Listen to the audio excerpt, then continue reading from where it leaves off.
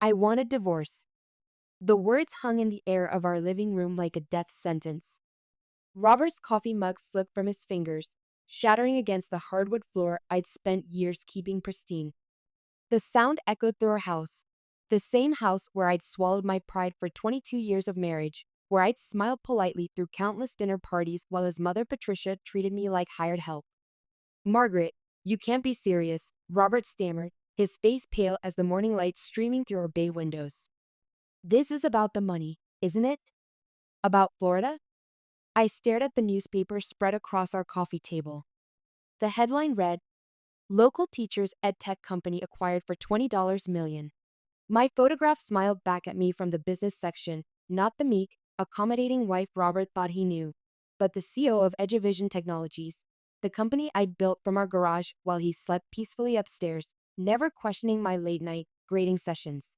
It's about respect, I said quietly, the same voice I'd used to calm anxious students for 2 decades. Something you've never shown me. Robert's mouth opened and closed like a fish gasping for air. Behind him, I could see the framed photographs lining our mantel, 22 years of family gatherings where his mother Patricia dominated every conversation, every decision, every moment. 22 years of me standing slightly behind, slightly to the side, smiling that practice smile I'd perfected to keep the peace. But you're a teacher, he said, as if that simple statement could somehow erase the newspaper article, could make my success disappear. You grade papers. You. You make bulletin boards. I almost laughed at the reduction of my professional life to such trivial tasks. Yes, I graded papers. Yes, I created engaging displays for my classroom. But I also held a master's degree in educational technology, had published peer-reviewed articles on adaptive learning systems, and had spent the last 15 years revolutionizing how children with learning differences access education. I am a teacher, I confirmed, standing and walking to the window that overlooked our carefully manicured backyard. I am also a CEO, an entrepreneur, and until this morning, your wife. Though that last part is currently under review. Flashback 3 months earlier. The family dinner, I had been sitting at Patricia's mahogany dining table, the one she'd inherited from her grandmother and never let anyone forget it. The table where I'd endured monthly family dinners for 22 years, listening to her whole court on everything from politics to parenting to my charming little teaching hobby. The irony wasn't lost on me that evening, as I watched Patricia wave her diamond-studded hands while discussing my career prospects. Those diamonds she was so proud of probably cost less than what my adaptive learning platform generated in daily revenue, but she had no way of knowing that. None of them did. Really, Margaret dear, Patricia had said, dabbing her mouth with an embroidered napkin that probably cost more than most people spend on groceries in a week.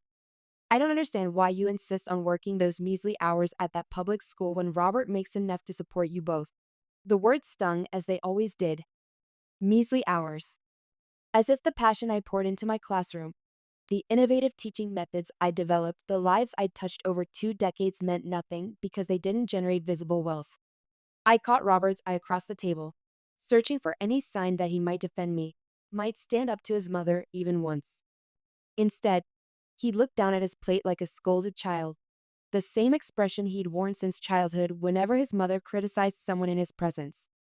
22 years, I'd thought, taking a sip of wine to wash down the bitterness that had nothing to do with the vintage. 22 years of this. I enjoy teaching, I'd replied simply, my voice steady despite the anger building in my chest. What I hadn't mentioned was the educational technology platform I'd built from scratch in our garage, starting with a simple observation. Children learn differently, and our one-size-fits-all educational system was failing millions of them. Well, Patricia had continued, her voice dripping with false sweetness. We've been planning this wonderful family vacation to our condo in Naples. 3 weeks at the beachfront property. William's already made all the arrangements, haven't you, dear? William, Robert's father, had barely looked up from his phone. At 78, he perfected the art of selective hearing when it came to his wife's pronouncements. All set for next month. Robert will handle your portion of the expenses, of course, Patricia had added, shooting me a look that clearly suggested I couldn't possibly contribute to such an endeavor. How much are we talking about? I'd asked, genuinely curious. Oh, just $45,000 for both couples. Patricia had waved her hand dismissively. A bargain, really, for 3 weeks in paradise. Robert already agreed it wouldn't be a problem. I'd nearly choked on my wine. Not because of the amount, $45,000 represented less than a week of my company's revenue, but because of the casual assumption that Robert would make such a significant financial decision without consulting me. Robert, I'd said, turning to my husband and keeping my voice carefully neutral. When did you agree to this? Robert had tugged at his collar, a nervous habit I'd recognized since our dating days. Mom mentioned it last week. I thought, well, we could make it work. Make it work. As if our financial situation was precarious. As if we were scraping by on my teacher's salary and his modest law firm income. If only they knew about the separate account where I'd been quietly building our real future. Make it work. Patricia had laughed. Don't be modest, Robert. You're doing wonderfully at the firm, and it's not like Margaret's teacher's salary would have contributed much anyway. The words had hit me like a physical blow. Robert had said nothing to correct her assumptions, had allowed his mother to diminish my contributions to our household. Susan, Robert's sister, had spoken up for the first time that evening. Mom, that's a bit harsh. It's just the truth, Patricia had insisted. Someone needs to say it. Margaret could be doing so much more with her life instead of playing teacher part-time. I'd felt a smile tugging at my lips despite my anger, imagining Patricia's reaction if she knew about the acquisition offer sitting in my email inbox or the interview request from the local business journal. You're right, Patricia, I'd said softly, watching surprise flash across her face. Someone does need to say the truth. The truth is, I continued, standing. I need to excuse myself. I have some lesson plans to prepare for tomorrow. As I'd walked toward the door, I'd caught Patricia's triumphant smirk.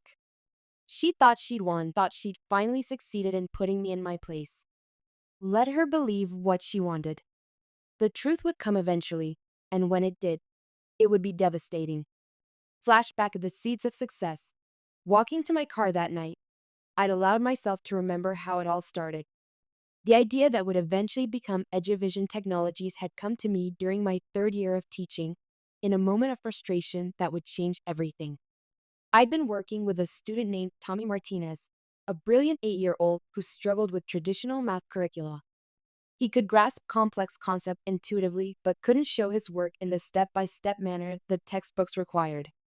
Mrs. Thompson, he'd said one afternoon, tears of frustration in his eyes. I know the answer is 12, but I can't show you how I know. It's just there in my head. That night, I'd stayed up until 2 a.m. researching adaptive learning algorithms on my ancient laptop. I discovered papers on artificial intelligence in education, studies on personalized learning pathways, research on how children with different cognitive styles could thrive with customized instruction. There has to be a better way, I'd thought. There has to be a system that meets children where they are, not where we think they should be. That was 15 years ago. 15 years of staying up late after Robert fell asleep, learning programming languages and user interface design. 15 years of attending educational technology conferences during school breaks, telling Robert they were teacher training sessions while I networked with venture capitalists and fellow entrepreneurs. The first prototype had been embarrassingly simple, a basic program that adjusted math problem difficulty based on student responses. I'd tested it secretly with Tommy and 3 other struggling students, telling their parents it was experimental tutoring software I was evaluating for the district. The results had been remarkable. Within 6 weeks, all 4 students had improved their math performance by at least 2 grade levels. Tommy had gone from failing to testing as mathematically gifted. Your mother-in-law doesn't need to know about every aspect of your life, Jennifer Mills had warned me when I'd first approached her about becoming my business partner. We'd met at an educational technology conference in Chicago where she'd been presenting research on AI-driven learning systems. Jennifer was everything I wasn't in the business world: confident, experienced in startup culture, comfortable with venture capitalists. She was also a former teacher, which meant she understood both the educational mission and the market potential. Some people would try to claim ownership of your success if they knew about it, she continued. Especially family members who've never supported your ambitions. Keep this separate until you're strong enough to protect it. How right she'd been. Over the years, as Eduvision grew from a garage startup to a multi-million-dollar company, I'd watched other entrepreneurs whose families had tried to claim credit, demand equity, or interfere with business decisions. By keeping my business life completely separate, I'd protected not just my company, but my sanity. Robert knew I sometimes worked late on school projects. He knew I occasionally traveled to teacher conferences. But he'd never asked deeper questions, never shown curiosity about the specifics of my work. His lack of curiosity had hurt initially, but eventually it had become protective. If he'd known about the company's growth, would he have supported my vision or would he have tried to manage it? Would he have been proud of my accomplishments or would he have worried about how his mother would react? I'd never had to find out, because I'd never given him the chance to disappoint me. The phone call that changed everything. 3 days after that disastrous family dinner, I'd been grading papers at my favorite coffee shop downtown when my phone had buzzed with a notification that made my hands tremble. My banking app alert read, "Withdrawal $45,000. Transaction approved." For a moment, I'd stared at the screen in disbelief. Robert had actually done it. He'd actually emptied our joint savings account to pay for his mother's vacation without discussing it with me first. I'd immediately called Robert. "Hey, honey," he'd answered, his voice artificially cheerful. "I was just about to call you." "Were you?" I'd cut him off. "Before or after you emptied our joint account?" The silence had stretched long enough for my heart to break a little more at my husband's inability to simply tell the truth. Mom said it would be better to handle it quickly. He'd finally mumbled. "You know, to secure the reservations." "Just stop, Robert. You didn't even discuss this with me. You made a $45,000 decision unilaterally." "Well, you were on board at dinner the other night." On board. As if being polite to his mother constituted financial consent. Being polite to your mother is not the same as agreeing to spend our savings on her vacation fantasy, I'd said, watching Jennifer enter the coffee shop right on time for our weekly business meeting. Her smile had faded when she'd seen my expression. "We'll discuss this later," I told Robert, hanging up before he could offer more excuses. Jennifer had slid into the chair across from me, immediately going to my phone screen where the withdrawal notification was still visible. "Spill it," she demanded. "What did that spineless husband of yours do now?" I'd shown her the notification without speaking. "He didn't." "He did." I'd accepted the fresh coffee she'd ordered for me. "And you know what the worst part is? He just assumed I'd go along with it like I always do." "Like you always have," Jennifer had corrected gently. "You've been protecting him from the truth for years, letting him and his family believe you're this passive, struggling teacher. It protected the business," I defended weakly. "Maybe it's time to consider whether the protection is worth the cost," Jennifer had said softly. My phone had buzzed again, this time with a message from David Chen, my tech director. "Major tech blog wants to feature our adaptive algorithm. Time sensitive." "The universe has interesting timing," I'd murmured, showing Jennifer the message. "You know what would be poetic justice?" Jennifer had said, her eyes sparkling. "Let them take their fancy vacation. Let them spend what they think is your life savings. Meanwhile, we accept that business journal interview request we've been putting off." I'd felt something shift inside me as she spoke, a door opening that I'd kept carefully locked for 15 years. "If we're going to do this, we might as well do it properly," I'd said, my mind already racing through possibilities. Flashback my mother's wisdom. That night, alone in our house while Robert presumably celebrated his successful financial manipulation with his parents, I'd found myself thinking about my mother. She died when I was 30, just 2 years into my marriage, but her voice still echoed in my head during moments of crisis. "Margaret," she'd said during one of our last conversations, "never let anyone make you feel small for being smart. Some people will try to diminish you because your success threatens their sense of control." She'd been talking about my first principal, who tried to discourage me from pursuing my master's degree. But her words applied perfectly to Patricia's constant undermining, to Robert's passive acceptance of his mother's treatment of me. My mother had grown up during the Great Depression, understood the value of financial independence, the importance of having your own identity separate from your husband's achievements. "Keep your own dreams, your own goals, your own bank account," She told me shortly after I'd gotten engaged. A woman who can take care of herself can choose to be in a marriage rather than needing to be. I thought I was following her advice by continuing to teach, by maintaining my professional identity. What I hadn't realized was that I'd been hiding the most important parts of myself. My mother would have been proud of what I'd built with Eduvision. She'd have understood the quiet satisfaction of proving wrong everyone who'd underestimated the nice teacher lady. But she also would have questioned why I'd hidden my success for so long. The truth has a way of coming out eventually, she'd often said. You can control when and how, or you can let circumstances decide for you. The vacation begins observing from afar while Robert and his parents lived it up in their Naples beachfront condo, posting Instagram photos of champagne toasts and sunset dinners. I'd thrown myself into the most important business negotiations of my career. The acquisition offer from Educorp had been on the table for 6 months. $20 million upfront, plus a consulting contract that would let me guide the integration of my platform into their broader educational ecosystem. It meant my adaptive learning system would reach millions of students nationwide. Are you sure you want to finalize this now? Jennifer had asked as we'd reviewed the contracts. While they're away, the timing is perfect, I'd replied, signing page after page. Let them enjoy their vacation. They have no idea what's waiting for them when they get back. The local business journal interview had been scheduled for the following week. Rather than seeking national attention, I decided to start with our community. The angle was perfect. Local teacher revolutionizes adaptive learning technology while staying true to classroom roots. We want to focus on the education aspect, Maria Santos, the journalist, had explained. How your classroom experience informed your business decisions. It's an inspiring story of staying true to your values while achieving success. The irony wasn't lost on me. The same teaching career that Patricia dismissed as worthless was actually the foundation of my business empire. Every algorithm I developed had been informed by real classroom observations.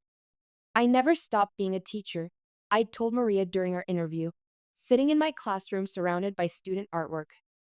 The technology was just a way to extend my reach. The revelation builds social media torture. During the 3 weeks of their vacation, I'd watched Robert's social media posts with growing determination. His Instagram stories were a chronicle of luxury, champagne at sunset, 5-course dinners, chartered boat trips.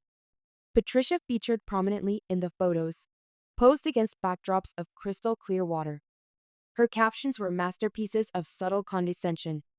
Some people work for luxury, others were born for it. #blessed Naples life. Another post showed her lounging by their private pool. Grateful for family that knows how to treat each other right. #spoilish worth it. The most galling was a photo of Robert raising a champagne flute. To family that supports your dreams. #grateful #blessed #family first family that supports your dreams. I'd stared at that caption for a long time, wondering if Robert truly believed that that's what had happened. Each post had been accompanied by dozens of likes and comments from friends who knew me personally. Living the good life. You deserve it. The responses had felt like tiny cuts, each one a reminder of how invisible I'd become in my own marriage. But the worst had been a video Patricia had posted from their upgraded suite. Robert had surprised his parents with an even more expensive accommodation. The video showed their private balcony view with Patricia's voice narrating. My wonderful son surprised us with this incredible upgrade. He's so generous. We raised him right. We raised him right. As if I had nothing to do with the man Robert had become. As if our 22-year marriage was irrelevant. I'd screenshotted that post as evidence. Evidence of how thoroughly my contributions were ignored, how completely my existence was dismissed. By the end of their vacation, Robert had spent nearly $60,000 of what he believed was our life savings, all while his mother praised him on social media for his financial wisdom. The interview process claiming my voice. The business journal interview had gone better than I'd hoped. Maria Santos had researched not just Eduvision's financial success, but its educational impact. She'd spoken with school administrators, teachers, even parents whose children had benefited from my platform. What strikes me most, Maria had said as we'd wrapped up our conversation, is how you've managed to build this successful company while maintaining your core identity as an educator. I never wanted to leave teaching, I'd replied honestly. The classroom is where I learned everything that made Eduvision possible. Every algorithm we develop is tested against real student interactions. The photographer's session had been equally thoughtful. Rather than corporate headshots, he'd captured me in my natural environment, working with students, reviewing code during lunch break, explaining concepts using the same whiteboard where I taught fractions to third graders. These images tell a story, he'd said. They show that success doesn't have to mean abandoning your values. You're still unmistakably a teacher, just one who happened to revolutionize educational technology. The tech blog interview had been more technical, focusing on the AI aspects of our platform. That piece would reach industry professionals, while the business journal would reach our community, including Robert's family. The timing couldn't be better, Jennifer had said, reviewing the publication's schedule. The tech piece goes live Monday morning. The business journal hits stands Tuesday. They'll be back Tuesday afternoon, just in time for the full impact. Behind the scenes building the empire. During those 3 weeks, I'd also been managing the final details of the EduCorp acquisition. It wasn't just about money, it was about scale, about taking my platform from thousands of students to millions. We need to discuss the transition timeline, Sarah Chen, EduCorp's director of acquisitions, had said during our final negotiation call. Are you prepared to balance the consulting work with your teaching responsibilities? Teaching isn't a responsibility I'm looking to balance, I corrected. It's the foundation of everything we've built. I plan to maintain my classroom position throughout the consulting period. Sarah had paused. That's unusual. Most entrepreneurs at your level are eager to step away from their original careers. I'm not most entrepreneurs, I replied. Eduvision succeeds because we never lose sight of the human beings our technology serves.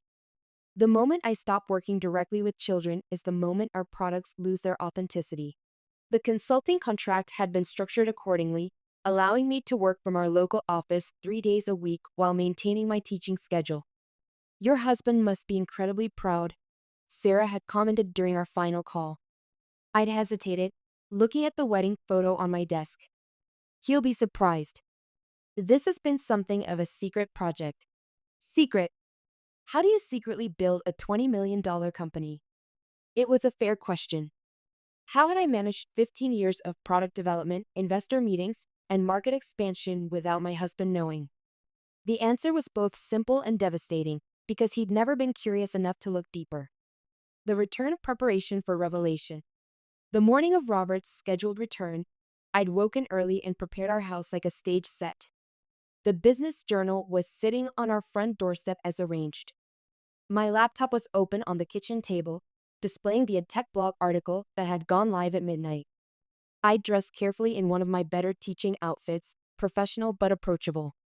The goal wasn't to intimidate, but to reveal who I'd been all along. The newspaper article was beautifully laid out, with images showcasing both my classroom work and business achievements. The headline read, "From Classroom to Boardroom, Local Teachers Tech Company Acquired for $20 Million." My phone buzzed with a text from Jennifer. Article looks perfect. Ready for today? I typed back, as ready as I'll ever be. The sound of car doors slamming announced their return. I heard Robert's key in the front door, followed by his voice. Margaret, we're back. Then came the sound I'd been anticipating, the rustling of him picking up the newspaper, followed by a sharp intake of breath. Mom. His voice cracked. You need to see this. The confrontation present day continued. I walked slowly toward the foyer, giving Robert time to process what he was seeing. Through the window, I could see Patricia climbing out of their rental car, her designer vacation outfit wrinkled from travel. What is it? Patricia demanded, snatching the newspaper from Robert's hands before he could explain. I watched her face transform as she saw my photograph on the front page as she read the headline that shattered 22 years of assumptions. This is some kind of joke, she managed to say, her voice strangled. Robert, tell me this is a joke. William, still struggling with luggage, looked up with confusion. At 78, he'd learned to avoid his wife's dramatic moments, but even he could sense something significant was happening. It's not a joke, I said calmly, stepping into the foyer. Welcome back. How was the royal suite? The words hit Patricia like a physical blow. She staggered, gripping the newspaper so tightly her knuckles went white. You knew about the upgrade? I knew about all of it, I replied, pulling out my phone and showing her the banking app. $57,000 total, including the suite upgrade and that lovely dinner at the Bay House. The champagne alone cost more than most people spend on groceries in a month. Robert was staring at me as if he'd never seen me before. Margaret, what is this? $20 million. I don't understand. What this is, I said, taking the newspaper from Patricia's shaking hands, is the truth I've been keeping from you for 15 years. Eduvision Technologies, the company I built from our garage while you slept upstairs, was acquired last week for $20 million. The silence that followed was broken only by William finally getting their suitcases through the door.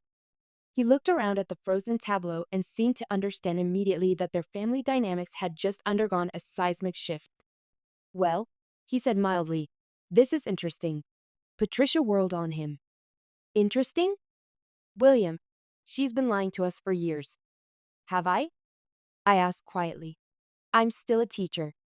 I still grade papers every night. I still worry about my students' progress. I just happen to also build a successful business. Which part of that is a lie? You let us think, Patricia started, then stopped, perhaps realizing that finishing that sentence would require admitting what she actually thought about me. I let you think what you wanted to think, I corrected. I never claimed to be struggling financially. You assumed that teaching was beneath your family's standards, and I chose not to correct your assumptions. Robert found his voice again. But why? Why keep it secret? Because I knew how you'd all react, I said simply. I knew Patricia would try to take credit or control it. I knew you'd worry more about managing my success than celebrating it. And I knew that revealing it would require acknowledging that neither of you had ever really bothered to know who I was. The truth hung between us like a chasm. 22 years of family dinners where I'd been dismissed and diminished, while Robert sat silently and allowed it to happen. I didn't know, he whispered. You didn't want to know, I corrected. There's a difference. The sister arrives. The sound of another car interrupted the tense moment. Through the window, I could see Susan getting out of her sedan, her expression shifting to concern as she took in the scene through her front windows. Mom, you left your phone in my car, she called out, walking up our steps. But she stopped when she saw us frozen in the foyer. Oh, they know now. Patricia spun to face her daughter. You knew about this? Susan shrugged, walking over to stand beside me. I figured it out about 2 years ago. Unlike some people, I actually paid attention to Margaret over the years. I asked questions. And you didn't tell us? Robert asked, betrayal in his voice. Tell you what? Susan shot back. That your wife is brilliant and successful? Why would I need to tell you something you should have discovered yourself by being curious about the woman you married? The criticism hit Robert visibly. He slumped against the doorframe, the full weight of his ignorance beginning to sink in. Margaret, he said quietly, I'm sorry. I should have. Should have what? I interrupted. Should have asked about my work? Should have defended me when your mother criticized my career? Should have consulted me before spending $60,000? Which part are you sorry about, Robert? He opened his mouth, then closed it again. We both knew the list was too long for a simple apology. The ultimatum. I walked to my desk and returned with a folder. Robert, you have a choice to make. He looked at the folder with growing alarm. What is that? Divorce papers, I said simply. I had them drawn up after I saw the withdrawal notification. You can sign them and walk away with exactly what you thought I was worth, a modest settlement based on a teacher's salary. Or what? He asked, his voice barely audible. Or we start over. Marriage counseling, individual therapy for you to address your relationship with your mother, and a complete restructuring of how we make decisions. But if we try to rebuild this relationship, it will be as equal partners. I won't go back to being invisible in my own marriage. Robert looked at the divorce papers, then at his parents, then back at me. I could see the calculations in his head, the weight of what each choice would cost him. The counseling, he said finally. I want to try counseling. Then you need to make your first independent decision as an adult, I said. handing him my phone with Dr. Martinez's number displayed. Call her now. Make the appointment. And don't mention what your mother thinks about therapy. Patricia started to protest, but William placed a firm hand on her shoulder. Patricia, he said quietly, I think we need to go home now. But, she began. Now, William repeated, his tone carrying rare authority. We need to let them work this out. As they gathered their things, Susan lingered. For what it's worth, she said quietly, I'm proud of you, Margaret. Someone needed to shake things up. After they left, Robert and I stood alone in our foyer. The newspaper articles spread between us like evidence in a trial. 22 years, he said finally. 22 years of marriage, and I never really knew who you were. You knew who you needed me to be, I replied. The question is whether you can handle knowing who I actually am. 6 months later, the therapy sessions, Dr. Martinez's office had become as familiar as my own classroom over the following months. The first session had been exactly as uncomfortable as I'd expected, with Robert and me sitting on opposite ends of her couch like adversaries. What brings you here today? Dr. Martinez had asked, and before either of us could respond, my phone had buzzed with another message from Patricia. I'd silenced it without reading. That's part of the problem, Robert had said, pointing at my phone. Mom's called me 37 times since yesterday. She's convinced Margaret planned this whole revelation to humiliate our family. Didn't you? He'd added, turning to me. No, Robert. I planned it to make you see the truth, I'd replied, facing Dr. Martinez. My husband emptied our joint account to take his parents on a luxury vacation without discussing it with me, because he assumed we needed the money. How was I supposed to know my wife was secretly a millionaire? Robert had exploded. That's not the point. I'd shot back. You shouldn't empty joint accounts whether your wife makes minimum wage or runs a Fortune 500 company. Dr. Martinez had held up her hand. Robert, why did you feel you couldn't discuss this with Margaret? He deflated slightly. Mom said Margaret wouldn't understand, that she'd try to stop us because she's always been financially conservative. You mean poor, I'd translated. That's what Patricia always implied, right? Before Robert could respond, the door had burst open. Patricia had stood there, face flushed. How did you find us? Robert had jumped up. Your secretary told me where to find you, she'd said, glaring at me. I won't let you manipulate my son like this. Ma'am, this is a private session, Dr. Martinez had stood. Private? Patricia had laughed shrilly. Like how she privately built an empire while pretending to be a humble teacher? I didn't pretend anything, I'd said calmly. I am a teacher. I'm also successful. The only humiliation came from your own assumptions. Mom, you need to leave, Robert had said quietly. Patricia had frozen. What? Leave? His voice had grown stronger. This is between me and my wife. For once in my life, let me handle something without your interference. Patricia had staggered back as if slapped. I only wanted what's best for you. No, Robert had shaken his head. You wanted what's best for you. What looked best for you. Margaret was right. I need to make my own decisions. After Patricia left, Dr. Martinez had cleared her throat. Well, that was unexpected but possibly breakthrough material. Curtis, how do you feel? He'd sat back down, closer to me this time. Terrified, relieved, like I can finally breathe. Margaret? Dr. Martinez had turned to me. Your thoughts? I'm proud of him, I'd said honestly.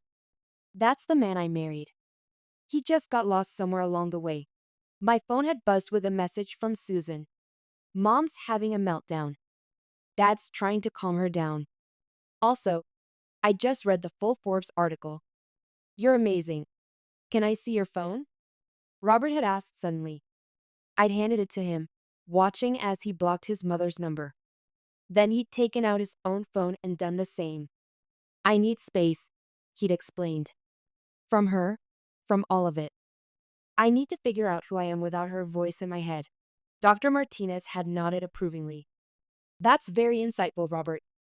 I think it's a start, I'd said, but we have a lot to work through. Robert had reached for my hand. I know I don't deserve another chance, but I'm asking for one anyway. Because I love you, He'd said simply. Not your money, not your success, though I'm incredibly proud of you. I love the woman who grades papers until midnight, who lights up when her students understand a concept, who builds something amazing while staying true to herself. I just forgot to show it. Dr. Martinez had smiled. This is good progress, but there's a lot of work ahead.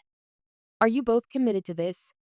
I looked at Robert, really looked at him, the man who just stood up to his mother for the first time in his life, the man who was finally choosing me. Yes, I'd said. But no more secrets from either of us. Deal? He'd squeezed my hand. 3 months later, family reconciliation. We'd felt ready to attempt a family dinner after months of therapy. Susan had offered to host, providing neutral ground for what we all knew would be a delicate reintroduction. Patricia had looked different, smaller somehow, less imperious. The confidence that had once seemed unshakable had been replaced by something that looked like humility. Margaret, Robert, she'd said quietly when she opened the door. Please come in. The dining room had been set beautifully. William had already been seated, looking older but more present, as if Patricia's crisis had somehow freed him to engage more fully. Before we start, Patricia had said, her voice unusually hesitant, I have something for you, Margaret. She'd handed me an envelope. Inside was a handwritten letter and receipts from Lincoln Elementary School District. I donated to your school district, she'd explained, her voice barely above a whisper. For the technology lab. I thought. I thought it might be a way to show that I understand now. About the importance of education. About why you teach. The gesture had brought tears to my eyes, not because of the money, but because it represented Patricia's first genuine attempt to understand my world. There's more. William had added gently. Tell them, Patricia. Patricia had twisted her napkin nervously, a gesture I'd never seen from the usually composed woman. I've been volunteering at the Adult Literacy Center downtown, teaching reading to adults who never learned properly as children. It's humbling and rewarding. The transformation was remarkable. The woman who'd spent years dismissing my teaching career was now discovering the profound satisfaction of helping others learn. I was wrong, she continued, her voice growing stronger.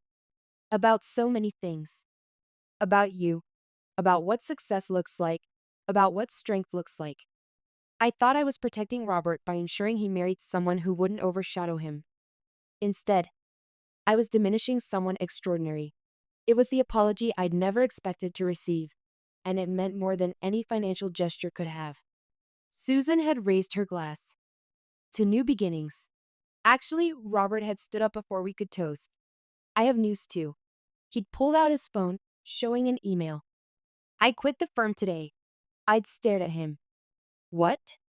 I'm starting my own practice. Smaller, focused on helping educational startups with legal work, he'd smiled at me. Someone inspired me to follow my own path. Patricia had started to speak, then stopped herself. She'd taken a deep breath. That's wonderful, darling. Tell us more about your plans. As Robert had outlined his vision, I'd watched Patricia carefully controlling her natural instinct to take over. She was trying, really trying. You're being quiet, Susan had nudged me. Just taking it all in, I'd said. A year ago, I was hiding my success to keep the peace. Now Robert's changing careers and your mother is volunteering at a literacy center. Now you're changing education globally. William had raised his glass, while teaching my wife about humility and my son about courage. I'd say that's worth celebrating.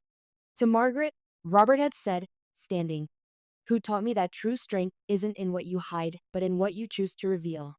To family, Patricia had added softly, and learning to do better. My phone had buzzed one final time, an email confirming the latest quarterly results from EduCorp's integration of my platform. Millions of students were now benefiting from adaptive learning technology, but I'd silenced it without checking. Some things could wait. Right now, watching Robert beam with pride about his new venture, seeing Patricia genuinely try to change, feeling Susan's supportive presence, this was enough. 1 year later, the new normal. The autumn breeze rustled through the courtyard as I wrapped up my outdoor class session. My students were presenting their projects on renewable energy, their enthusiasm infectious as they explained solar panel configurations and wind turbine designs. Mrs. Thompson, one of my students, called out, "Is your husband coming today?" I smiled, watching Robert walk across the school grounds carrying 2 cups of coffee.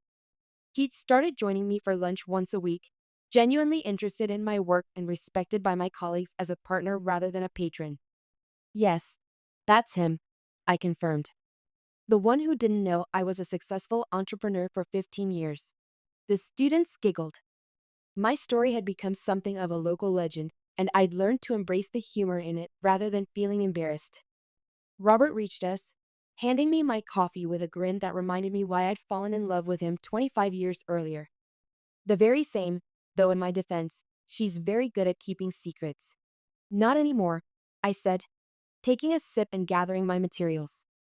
"Class dismissed. Remember, your presentations continue tomorrow." As my students dispersed, Robert sat beside me on the bench where I'd spent countless lunch breaks over the years. "How was the EduCorp meeting?" he asked, showing genuine interest in the details of my work. "Productive. They want to expand into international markets, and they're asking me to lead the educational advisory board for the European rollout." "That's incredible. Are you interested?" It was such a simple question, but it represented everything that had changed in our relationship. Robert was asking about my preferences, my career goals, my professional aspirations, not making assumptions. "I think so," I said honestly. "It would mean some travel, maybe a few months in London to establish pilot programs." "We'll figure it out," Robert said, squeezing my hand. "Whatever you decide, we'll make it work." The casual confidence in his voice, the assumption that we were partners in solving problems rather than adversaries in a negotiation, still caught me off guard sometimes. 2 years of therapy and conscious effort had transformed not just our marriage, but our fundamental approach to life. My phone buzzed with a text from Patricia. "Literacy Center graduation today. 12 new readers. Thought you'd want to know." I showed Robert the message, both of us smiling at his mother's transformation. The woman who'd once dismissed my career was now texting me heart emojis about adult education victories. "She's become a different person," Robert observed. "Or maybe she's become who she was always meant to be." It was a generous interpretation and probably accurate. Patricia's need to diminish others had been rooted in her own insecurities. Learning to teach others, to serve rather than control, had given her a sense of purpose she'd never found in managing her family's lives. "Ready for dinner tonight?" I asked. We were having our monthly family dinner at Susan's house, a tradition that had replaced the tense gatherings at Patricia's formal dining room. "Looking forward to it," Robert replied. "Did I tell you Mom's bringing someone from the Literacy Center? She wants us to meet one of her star students." The enthusiasm in his voice would have been unimaginable 2 years ago. The Robert who'd been so desperate for his mother's approval was now genuinely excited to celebrate her independent achievements. "How do you feel about everything?" I asked, a question we'd learned to ask each other regularly during our therapy process. "About the changes, about where we are now." Robert considered the question seriously. "Grateful," he said finally. "Relieved. Sometimes I think about what would have happened if you hadn't forced the issue, if you just kept hiding your success. What do you think would have happened?" "I think we would have slowly grown apart until we were strangers living in the same house," he said quietly. "I think I would have spent my whole life wondering why I felt so empty without ever understanding that I'd never really known my wife." It was a sobering thought, but probably accurate. The pattern of concealment and assumption that had characterized our relationship couldn't have continued indefinitely. "Do you ever regret it?" Robert asked. "The way you revealed everything? The shock, the drama?" I thought about his question as we walked toward our car. "I regret the pain it caused," I said finally. "I regret that it took a crisis to make us honest with each other. But I don't regret the outcome." Sometimes truth requires disruption, Robert. Sometimes the only way to fix something broken is to acknowledge how broken it really is. He nodded, unlocking the car door for me, a small courtesy that had taken on new meaning since we'd started rebuilding our relationship with intentional respect. I used to think marriage was about keeping the peace, avoiding conflict. Now I understand it's about choosing to face difficult truths together. As we drove home through the familiar streets of our neighborhood, I reflected on how different this life felt from the one I'd been living just 2 years ago. The external circumstances were largely the same house, same job, same community, but the internal landscape had been completely transformed. I was no longer hiding my achievements or diminishing my success to make others comfortable. Robert was no longer deferring to his mother's judgment or avoiding difficult conversations. We were finally living as the people we'd always had the potential to be. That evening, full circle, Susan's house was filled with warm chaos when we arrived. She decorated beautifully, creating the kind of welcoming atmosphere that had been missing from our formal family dinners for years. Patricia was already there, animated in conversation with a woman I didn't recognize, presumably the literacy center student she wanted us to meet. The transformation in Patricia's demeanor was striking. Instead of holding court as she'd done for decades, she was genuinely listening, asking questions, showing interest in someone else's story. Margaret, Robert. She called out warmly when she saw us. Come meet Maria. She's one of our success stories at the Literacy Center. Maria turned out to be a woman in her 50s who'd immigrated to the United States 15 years earlier, but had never learned to read English fluently. Patricia had been working with her for 8 months, and Maria had just passed her GED exam. Mrs. Patricia is the best teacher, Maria said, her face glowing with pride. She never makes me feel stupid for not knowing things. She says everyone learns different, and that's okay. I caught Robert's eye and saw my own amazement reflected there. Patricia, who'd spent years dismissing individualized instruction, was now practicing exactly the kind of patient, adaptive teaching that had inspired my platform. That's wonderful, I said sincerely. Congratulations on your GED. That's a huge accomplishment. I want to go to community college now, Maria said shyly. Maybe study to be a teacher's aide. Mrs. Patricia says I would be good at helping other people learn. The conversation continued over dinner, with Patricia genuinely excited to share stories from the Literacy Center and ask thoughtful questions about my work with EduCorp. The woman who'd once seen education as beneath her social status was now passionate about learning and teaching. I've been thinking about your adaptive learning platform, Patricia said as we cleared dishes. Would it work for adult learners? Some of our students struggle with traditional approaches. It was exactly the kind of question I'd hoped to hear from her for years. Technically informed, educationally focused, genuinely curious rather than dismissive. Actually, yes, I replied, excited to discuss possibilities. We've been exploring adult education applications. The principles are the same: meet learners where they are, adapt to their individual needs. Patricia's eyes lit up. Could you come speak to our volunteer coordinators sometime? I think they'd be fascinated to learn about personalized instruction. 2 years ago, the idea of Patricia asking me to share my expertise would have been unthinkable. Now it felt like the natural evolution of our relationship, built on mutual respect rather than hierarchical assumptions. I'd be honored, I said, meaning it completely. As the evening wound down, I found myself reflecting on the journey we'd all taken. The crisis that had threatened to destroy our family had ultimately revealed a potential for growth that had been dormant for decades. Your mother invited me to speak at the Literacy Center, I told Robert as we prepared to leave. That's incredible, he replied, genuine enthusiasm in his voice. 2 years ago, she thought teaching was a waste of your potential. Now she's asking you to train other educators. People can change, I said, though I still found Patricia's transformation remarkable. I never thought I was capable of standing up to her, Robert admitted, or of prioritizing our marriage over her expectations. But crisis has a way of revealing possibilities you didn't know existed. He was right. The revelation of my hidden success had forced all of us to confront assumptions we'd been carrying for decades. Patricia had discovered that her worth wasn't dependent on controlling others. Robert had learned that independence from his mother didn't mean losing her love. And I had found the courage to live as my complete self, without hiding the parts that made others uncomfortable. Final reflection. As we drove home that night, I thought about the teacher who'd started coding in her garage 15 years ago, driven by frustration with one-size-fits-all education. I thought about the wife who'd hidden her success to preserve family harmony, gradually losing herself in the process. I thought about the moment when I'd finally chosen truth over peace, revelation over concealment. The cost had been significant: months of therapy, family upheaval, the painful work of rebuilding trust. But the reward had been even greater: a marriage based on genuine partnership, a family built on authentic relationships, and the freedom to live without secrets. Thank you, Robert said quietly as we pulled into our driveway. For what? For not giving up on us, he said. For believing we could change, even when I didn't believe it myself. I squeezed his hand. Sometimes the best revenge isn't revenge at all, I said, echoing thoughts I'd had many times over the past 2 years. Sometimes it's giving people the chance to become who they should have been all along. And sometimes, Robert added, it's having the courage to become who you were meant to be, even when it's terrifying.